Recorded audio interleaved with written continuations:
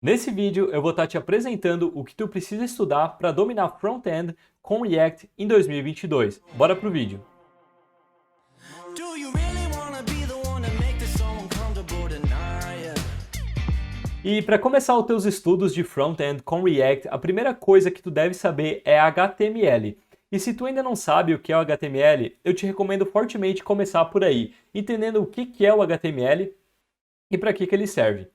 Depois que tu saber então o que é o HTML e para que ele serve, eu te recomendo pular para a parte de estruturas semânticas. Então entender, por exemplo, o que é uma tag de header, de main, de section, article, footer, enfim, todas essas tags são muito importantes para a gente criar uma página semântica, certo? Além das estruturas semânticas, eu te recomendo estudar, por exemplo, a parte base do HTML. Então, por exemplo, um P, uma span, div, H1, H2, H3, enfim. Inclusive, essas partes de textos, como por exemplo H1, H2 e H3, são bem importantes e te ajudam a criar, além de um HTML semântico, um HTML com uma estrutura hierárquica de textos. Então, por exemplo, vamos criar um título para nossa página.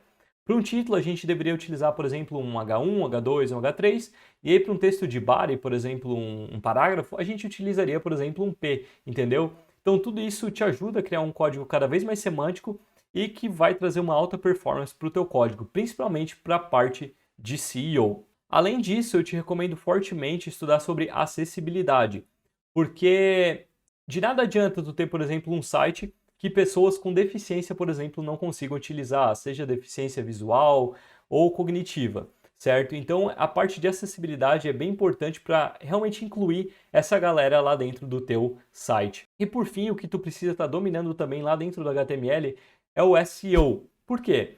Porque de nada adianta tu criar um site com uma estrutura semântica que utilize as melhores tags ou as tags corretas e o teu site ele não aparece no Google. Então o usuário ele vai procurar o teu site no Google e ele não encontra. Por quê? Por causa do SEO, entendeu? Então domine o SEO, domine as boas práticas e como que teu site faz para ser ranqueado lá dentro do Google, certo? Beleza, agora que a gente já sabe então a parte core, né, da nossa página, a gente já consegue colocar os nossos elementos em tela.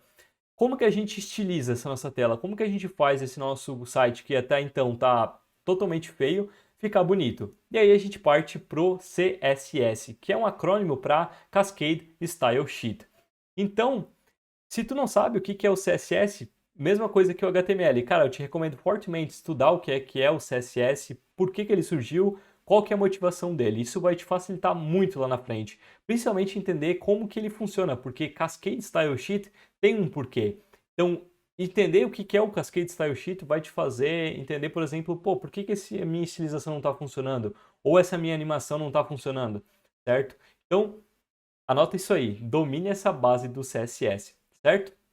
Além disso, entenda a base das tags. Então, por exemplo, display, font size, font weight, color, tudo isso são muito importantes. Como que eu digo que esse meu texto vai ter um font size de 18 pixels, font size 16? Essas coisas aí tu precisa dominar para criar um site bonito. Mas além disso, tu precisa também dominar os seletores, porque tu precisa estilizar um componente específico. Então, como que eu estilizo, por exemplo, aquele meu container? Como que eu estilizo aquela minha tag de, por exemplo, parágrafo, certo? Então, seletores, classes, IDs, enfim, tudo isso são muito importantes. Então, domine seletores.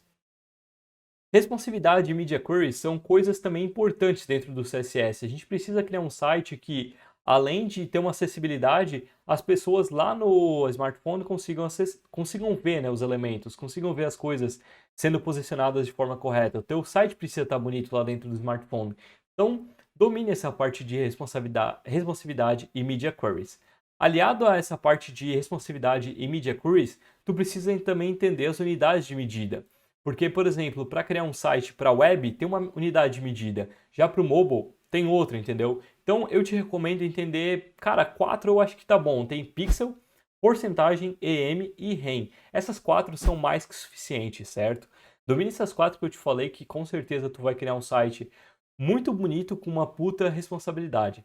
Depois que tu dominou essa parte ali do CSS, a gente precisa aprender a como alinhar os nossos elementos em tela, né? Então, por exemplo, como que eu alinho no eixo X, no eixo Y, como que eu posiciono os elementos no centro, enfim, tudo isso vai conseguir de forma fácil utilizando o Flexbox. Então, se tu quer conhecer como aprender o Flexbox, às vezes, meu, não estou entendendo aqui, estudei, mas não entendi, clica nesse link aqui, ó, que eu vou te mostrar as principais propriedades do Flexbox lá dentro do React Native. Mas não se assusta porque essas propriedades que eu vou estar mostrando, tu pode aplicar na web também, certo? Então, o Flexbox é algo que tu precisa dominar também. Mas além do Flexbox, a gente tem também o CSS Grid. E ele é muito importante porque com ele a gente consegue desenhar todo o esqueleto da nossa tela de forma fácil. Então tu consegue alinhar o Flexbox e o CSS Grid em conjunto. Então se tu quiser aprender sobre o CSS Grid, esse vídeo aqui ó, a gente lançou e com certeza ele vai estar te ajudando. Além disso, lá dentro do CSS a gente vai ter posições também. O que é um position absoluto, fixed, relative. Então tudo isso é bem legal tu tá sabendo também.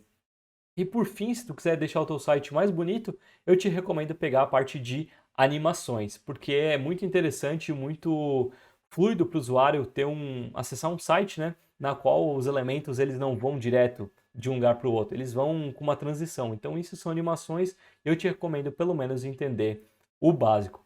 Fechado?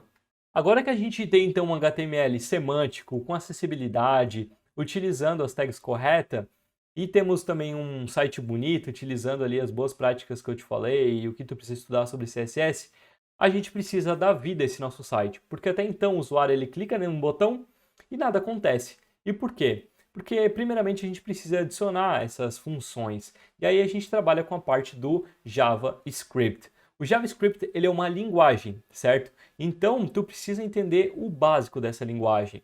E quando eu falo básico, tu não precisa, por exemplo, dominar tudo do básico. Eu te recomendo fortemente tu entender sobre as variáveis, o que é um let, o que é um const, o que é um var, quando utilizar esses três tipos, certo? Até o var eu acho que é interessante tu mais entender o que é, mas ele está bem extinto, tá? Geralmente a gente costuma utilizar bastante o let e o const.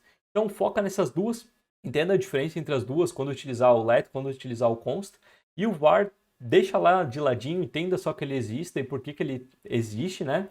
Mas foca realmente em let e const. Além disso, eu te recomendo fortemente dominar arrays, porque a gente vai estar utilizando isso o tempo todo, sério, o tempo todo. Então, pô, como é que a gente manipula um array? Como que a gente adiciona um item? Como que a gente busca um item? Como que a gente remove um item? Isso são coisas fundamentais dentro de arrays, certo? Funções é outra coisa muito importante aqui dentro do JavaScript, porque como eu falei, o usuário ele vai clicar no botão e ele precisa disparar uma função. Então, dominar realmente como que a gente escreve uma função lá dentro do JavaScript, como que a gente, por exemplo, define parâmetros, como que a gente invoca uma função, certo? Isso é principalmente fundamental para dominar, ok? Agora que a gente já sabe, então, todo esse básico, a gente parte para a parte de iteradores, porque a gente precisa, por exemplo, além de manipular aquele nosso array, percorrer ele, porque, por exemplo, a gente quer mostrar algum elemento em tela, certo? Por exemplo, a gente tem um array com 4 posições e 4 itens dentro, 1, 2, 3 e 4. Como que a gente mostra esses 4 itens em tela? E aí a gente percorre esse nosso array, por isso que é importante a gente dominar a parte de iteradores, para a gente percorrer esse nosso array e aí criar elementos ali dentro e mostrar isso em tela. Então, iteradores é algo que eu te recomendo fortemente entender. Então, por exemplo, for each, for of, enfim, cada um desses iteradores tem um porquê. Então, entenda o básico de cada um deles, já vai te ajudar muito. Agora então que a gente já pegou essa base, vamos entrar na parte de objetos. Objeto é praticamente, cara, o core do JavaScript. Então entenda o que é um objeto e como manipular ele, da mesma forma que com array, tá? Como eu te expliquei ali, entenda como adicionar um elemento, como remover, como buscar, enfim, tudo isso é muito importante. Outra coisa que eu adicionei aqui dentro também é JSON. Cara, JSON é assim, ó, a base, certo? Porque a nossa página ela vai se conectar com o back-end através do JSON, caso tu estiver utilizando o REST APIs. Se tu ainda não sabe o que é o REST APIs, não tem problema, mas saiba que a maior parte da internet hoje utiliza o REST APIs. Então, o jeito que uma REST API retorna para a nossa página é através de JSON.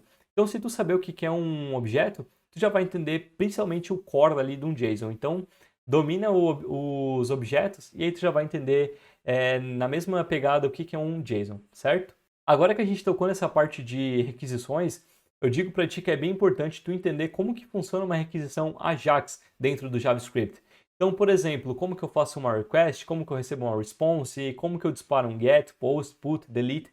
Tudo isso são coisas muito importantes para fazer a integração entre a nossa página, nosso front-end, com o nosso back-end. Então, parte de requisições Ajax eu te recomendo muito. Até porque depois, se tu quiser integrar com um Axios ou até um Fetch, vai ficar muito mais fácil. Agora que a gente já então entendeu todo esse ecossistema do JavaScript, eu te recomendo pular para a parte do ECMAScript. Basicamente, a parte do ES6. E por que a gente precisa entender o ES6, né? Bom, porque antes do ES6, o que acontecia é que cada empresa queria ter o seu próprio JavaScript. Então, a Microsoft, por exemplo, queria ter o seu JavaScript, a IBM queria ter o seu JavaScript, e isso não era muito legal, porque não tinha um padrão. Então, cada uma criava do seu jeito. E aí surgiu o ECMAScript. O ECMAScript ele foi um divisor de águas, principalmente o S6, porque ele padronizou a linguagem. Então, a gente precisa entender algumas coisas que vieram junto com o S6, como, por exemplo, map, filter, reduce, desestruturação e arrow functions. Quer um exemplo? Deixa eu te mostrar aqui, ó. Vamos, por exemplo, fazer uma desestruturação, certo?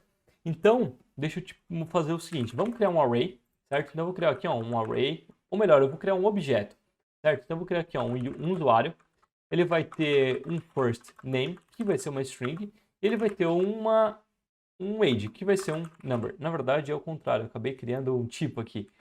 Desculpa, vamos lá. Eu vou criar aqui um first name, que vai ser meu nome mesmo, e um age, que vai ser 24. Ok? Agora, como que a gente pega, por exemplo, só first name? A gente teria duas formas de fazer isso. A primeira delas é, por exemplo, dando um console log aqui, user.firstName. Aí, se a gente dá uma olhada agora aqui no nosso console, deixa eu puxar para cima, deixa eu salvar. Porque a gente botou, porque aqui em cima a gente botou first, é first. E agora a gente traz aqui embaixo, ó, first name, se eu salvar, tá aqui, ó.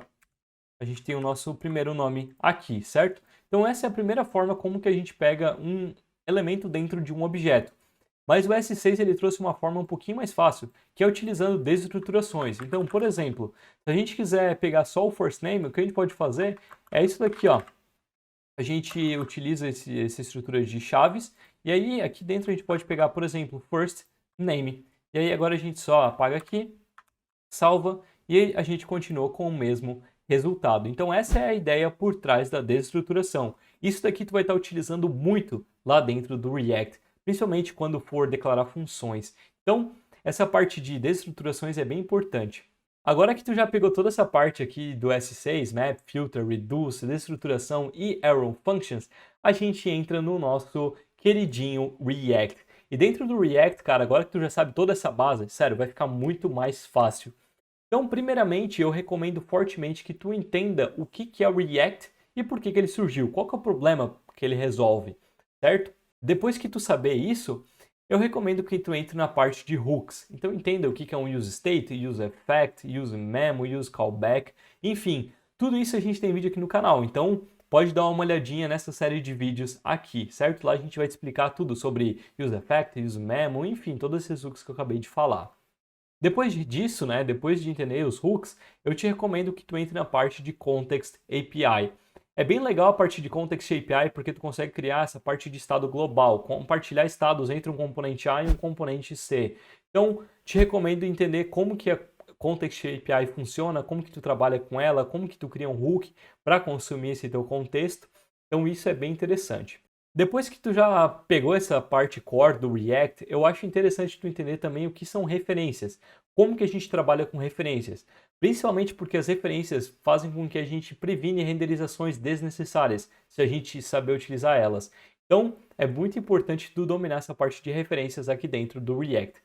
Fechado? Aí agora, eu te recomendo também, cara, que tu estude sobre gerenciando estados globais. Porque a gente precisa, por exemplo, compartilhar estados entre um componente A e um componente C. Mas eu acabei de falar que tu podia utilizar Context API, né? Pois é, isso daí tu vai aprender quando tu estiver estudando Context API. Por que a gente deveria utilizar um estado global e não uma Context API em caso onde a gente vai trabalhar com um app muito grande? Então, domine Context API para poder tomar essas decisões. E aí, quando tu for estudar a parte de gerenciar de estados globais, tu vai ver que tem uma uma infinidade. Tem, por exemplo, o MobX, daí tu vai ter o Zusten, daí tu vai ter o Redux, certo? Então, eu te recomendo, cara, pegar um Zusten, porque ele é muito simples, tá? E tu não precisa daquela complexidade que o Redux trouxe, certo? Então, foca realmente em entender como que o Zusten funciona, que já vai ser essencial. E se tu pegar a ideia por trás do Context API, o Zusten vai ficar mamão com açúcar. E por fim não que a gente vai ainda ter mais um item, mas a gente precisa também lidar com formulários dentro do React, certo? Porque a gente precisa, por exemplo, criar uma tela de cadastro, e essa tela de cadastro precisa aí, o resultado que o usuário digitar, a gente precisa enviar para uma API. Então, como que a gente lida com esse formulário? Como que a gente pega os dados de um input? Então, tudo isso é bem interessante, tu precisa entender como lidar com formulários. E aí, para lidar com formulários, a gente também vai ter, de novo, várias bibliotecas. Tem o Unform, tem o Formic, tem o React Hook Form. Eu te recomendo pegar o React Hook Form. Ele é bem simples de entender e muito fácil de lidar. Então, tem vídeo aqui também no canal. Então, se quiser assistir lá, a gente lá vai te ensinar como que trabalha com formulários utilizando o React Hook Form, certo? E agora sim, por fim, eu te recomendo também estudar sobre navegação. Como que a gente vai de uma página A para uma página B, como que a gente volta, como que a gente redireciona o usuário. Isso é bem interessante de tu dominar também, porque vai facilitar a vida do usuário, né? Ele precisa navegar entre o teu website e é basicamente isso, certo? Então, cara, nesse vídeo aqui foi isso. Se tu se sentiu realmente perdido com tudo isso que eu falei, cara, não se preocupa. Isso daqui é um roadmap, certo? Volte nesse vídeo, certo? Estude pelos bullet points que eu citei. Então, por exemplo, HTML, certo? Domina tudo que eu falei ali, depois volta nesse vídeo, estuda a parte do CSS que eu te expliquei, depois volta nesse vídeo e vê a parte do React.